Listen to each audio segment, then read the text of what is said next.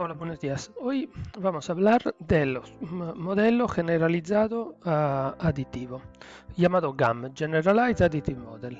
¿Qué estamos intentando de hacer con estos modelos? Pues con estos modelos estamos intentando de mejorar nuestras predicciones a coste de un modelo que es más complicado y más difícil de interpretar.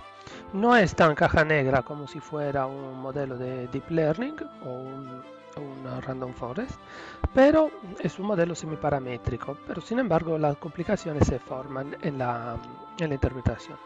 A ver, ¿de qué se trata? Básicamente la cuestión es la siguiente. Tengo un modelo de regresión de y dado x, y esto puede ser lo que queramos. Puede ser un Poisson, puede ser por ejemplo una binomial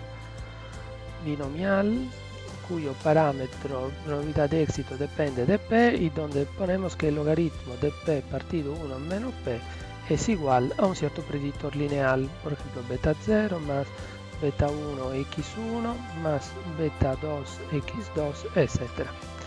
Lo que hemos visto hasta ahora son modelos de este tipo donde el predictor, digamos, la variable interfiere linealmente con respecto al parámetro de interés.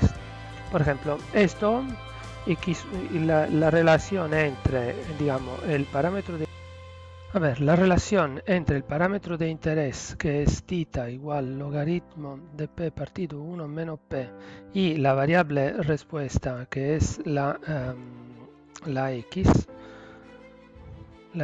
son relaciones de tipo lineales. Por ejemplo, aquí te dice que x o bien sube cuando beta 1 es mayor que 0 o bien decrece cuando beta 1 es menor que 0. Entonces el parámetro, el log odds, crece o decrece en función de la x, pero linealmente. Entonces, ¿qué pasa si esta linealidad no podemos asumirla porque no explica bien, digamos, la relación entre log odds y las x? O sea, esto no vale. Entonces sustituimos el modelo de antes por este modelo de aquí, donde habrá términos que son lineales como antes, pero en general en lugar de esta que llamo f de x1, que es lineal, lo puedo poner por una genérica función f de x1. Más otras cosas que pueden ser o bien igual tratada como digamos efectos lineales o digamos otra f3 de x3 que pueden ser no lineales. Incluso puedo poner, por ejemplo, términos de este tipo. Una otra función, f4, que es función de, yo qué sé, de x4 y x5, donde, digamos, la relación entre estas dos variables se utiliza para predecir, la relación conjunta de estas dos variables se utiliza para predecir el parámetro de interés, que es θ logaritmo de p partido 1 menos p. Esto vale para estos tipos de modelo. Entonces hemos pasado de una relación lineal a una función genérica de los covariables. Entonces de aquí el generalize viene de haber pasado de lineal a cualquier otra función. Este tipo de funciones obviamente tiene que ser, tengo que controlar, digamos, su smoothing para no tener, digamos, efectos, digamos, un overfitting del modelo. Por ejemplo, si la relación, si, digamos, si x se comporta de esta forma y la relación de θ con θ está representada por estos puntos, o bien pongo eh, digamos, una función que es muy smooth, que casi lineal, un pelín más smooth que casi así, o muy smooth, que es una función de este tipo. Entonces, entre estas tres funciones, ¿cuál vamos a querer? Pues aquella que esté entre medio, por ejemplo, esta de aquí. Esta es suficientemente smooth. Entonces, ¿cómo se estiman estos modelos? Básicamente, lo que intento de hacer es elegir por cada predictor una función, que puede ser la función 1, la función 2 o la función 3, demasiado smoothing, y ¿qué hago? Básicamente intento de elegir esta función controlando que las funciones que pongo en el predictor lineal no sea demasiado smoothing, o sea que hay un término de penalidad. Dicho de otra forma, por ejemplo, puesto más sencillo, si tengo una relación ahora entre y x de este tipo, y f de x, esta f de x la puedo describir por ejemplo, un conjunto de bases de dimensión d. Por ejemplo, bj de x. Entonces, imaginemos las bases pueden ser de este tipo, polinomial. b1 es igual a x, b2 es igual a x cuadrado hasta bd, que es un polinomio de grado, este es un monomio de grado d, pero la suma es un polinomio de grado d. Entre dónde quiero profundizar, o sea, cuanto más lo quiero profundizar, claro que conforme aumenta d, mejore la predicción, pero también el modelo se complica más. Entonces tengo que establecer una manera de penalizarla. Por ejemplo, si puedo decidir de penalizar respecto a las funciones a la derivada segunda de esta función, de esta base. Entonces lo que voy a intentar de maximizar es la log verosimilitud de y dado x menos voy a penalizar por un término lambda j que penaliza cada vez, digamos, la derivada segunda de estas bases. Derivada segunda de x de estas bases. Esto es la función objetivo de maximizar. Esta es la log verosimilitud, hasta aquí, que la sabemos calcular. Y este es el término de penalización. Entonces, esto es la log likelihood, la llamada penalize log likelihood de y dado x. Es esta de aquí. ¿Veis aquí una P? P significa que está penalizada. Esto es el término de penalización. Penalización. Para evitar que encontrarme con estimar, digamos, funciones de regresiones donde haya polinomio o cosas que son muy poco smooth y que induzcan un overfitting. Ojo aquí que esto término de aquí, si este es el log likely y este es el término de penalización, esto básicamente es el kernel de una posteriori bayesiana. De hecho, toda donde esto de aquí, este es la likelihood, y esta es la prior.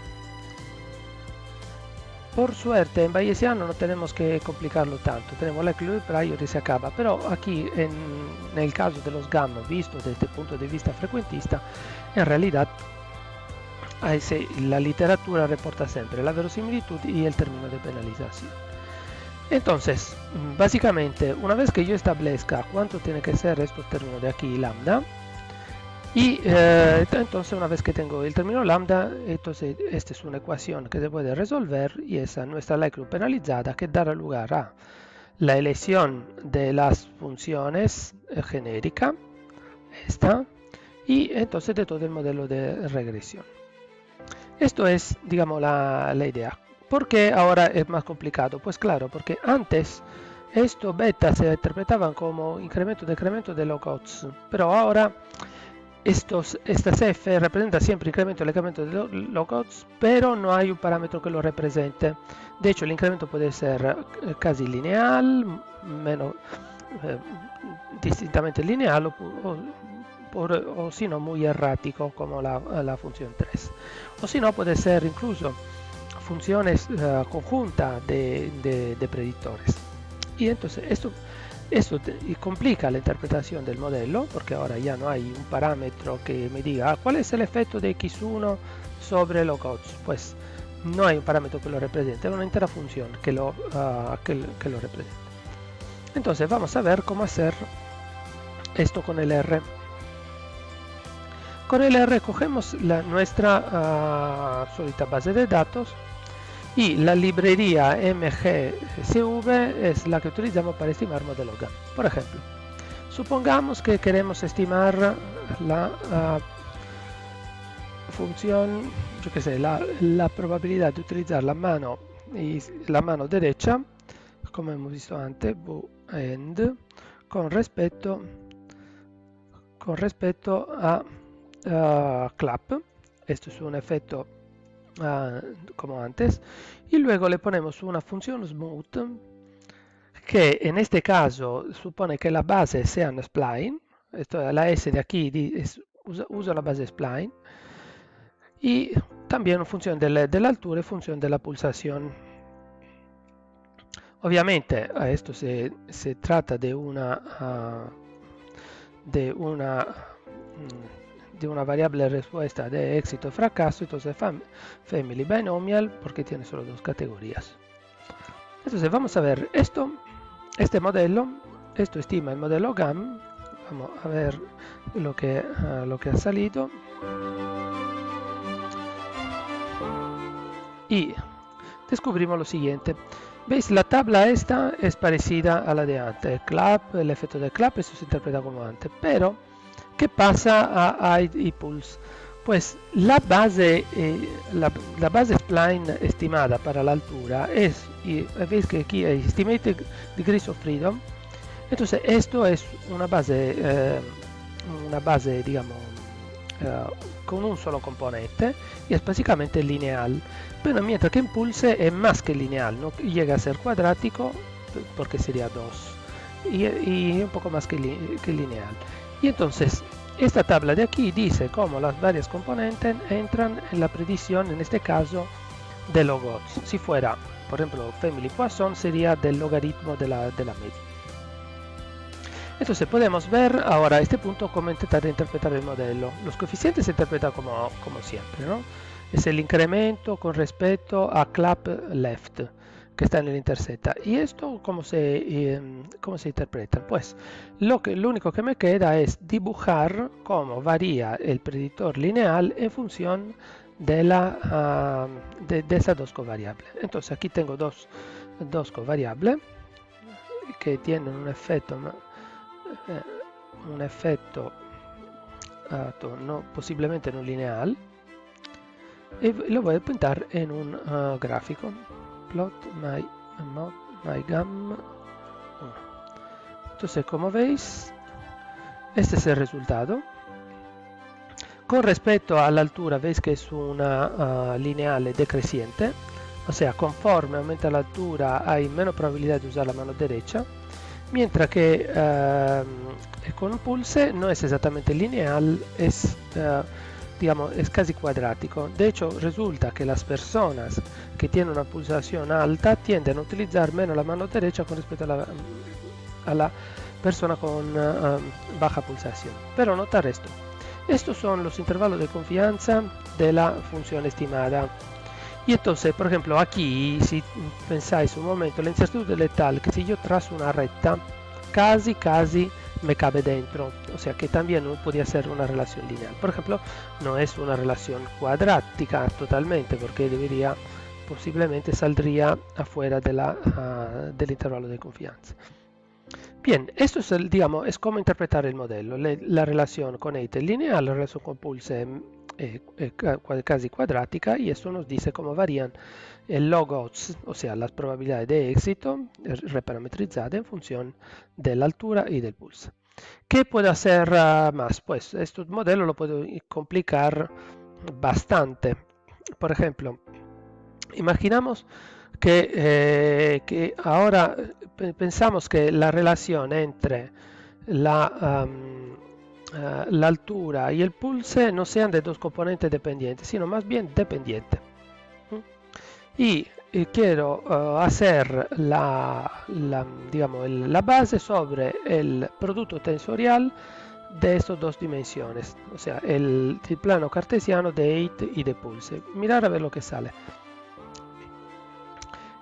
Calculamos esto y veis que viene un producto, digamos, una función que es súper smooth, o sea, muy poco smooth porque tengo 19 grados de libertad. Si la voy a pintar, esta ahora es una función en dos variables.